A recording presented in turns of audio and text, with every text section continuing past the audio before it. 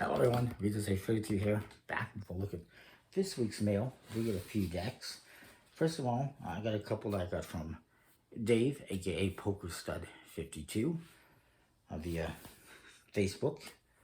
And the first one is the Bicycle Funky Flowers deck, which is by Yasuyuki Hon. It's his latest deck.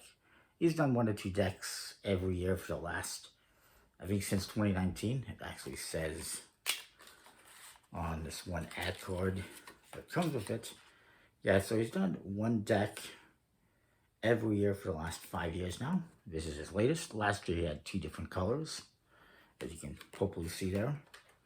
It's pretty nice. It's very much a hippie themed deck. Then I also got this one, and you can find that one on eBay or from, Dave, PokerStud52. The other one I got from him is the Bicycle Prismatic, which is very nice. It's got a beautiful foiled tuck case. I believe this is a USPCC direct release, but I haven't seen it on the Bicycle website. It's kind of hard to find. On top of that, the cards themselves are foiled and even on the faces. It's a pretty unique, so really nice deck. I really like it. Then I got a couple today, which I got from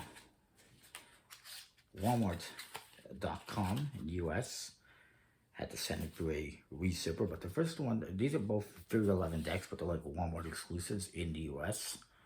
The first one is the Yellowstone deck, which is based on the Yellowstone TV show, which I have not seen, but it's a pretty nice deck, completely custom.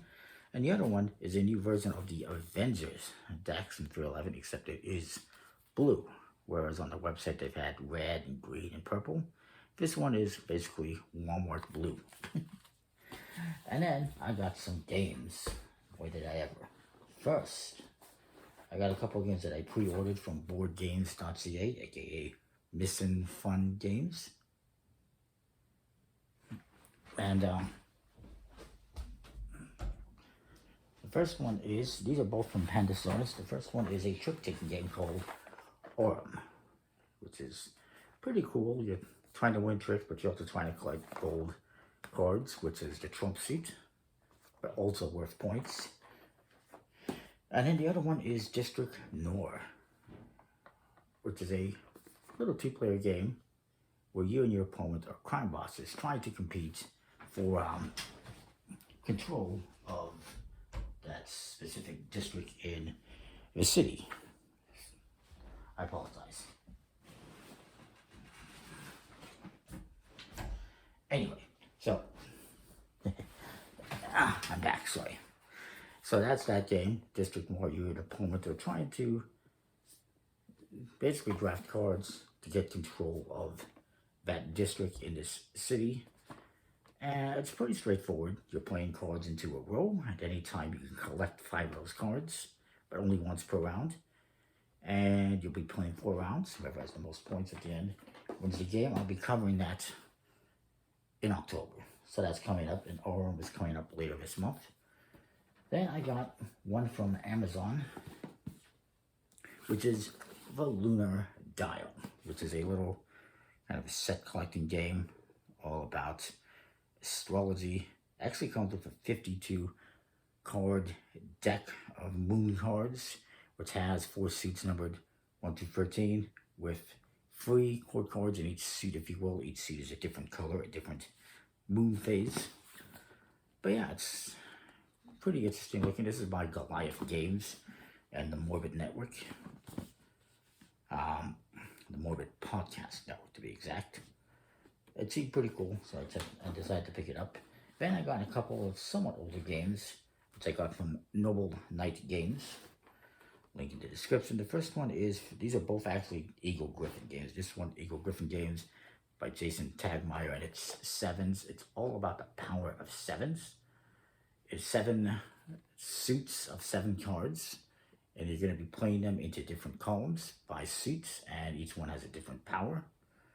And you're trying to basically get the most points. It seemed pretty interesting. It's an older game, came out 2015, but I found it in pretty good condition, used.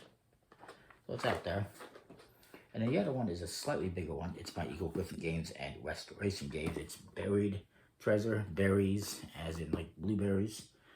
And again, it's a little kind of a set collecting game where you have cards laid out on the table, and you'll be able to take cards and draft them, and you're going to score points at the end of each round, and there's 3 rounds that you're going to play.